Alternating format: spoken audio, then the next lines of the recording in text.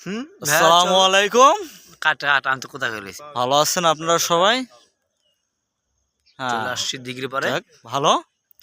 আমরা চলে আসলাম ইতিমধ্যেই দিঘির পার।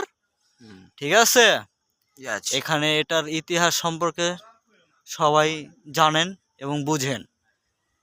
300 যাবৎ বছর, মানে 300 বছর আগের সেই নদী এক রাত্রে কেটে চলে গেছে। একটা মসজিদও আছে, আমরা মসজিদ থেকে একটু দূরে আছি, তাই বিদায় দেখাতে পাচ্ছি না।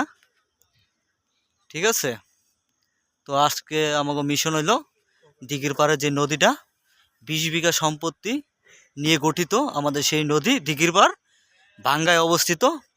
আপনারা আসতে পারেন, এখানে একটা পার্কও আছে, বিশাল একটা মাঠ আছে। এদিকে দেখেন, এই যে স্টোরের যে মাঠটা, এই মাঠে এলো 50 বিঘা সম্পত্তি নিয়ে গঠিত হয়েছে।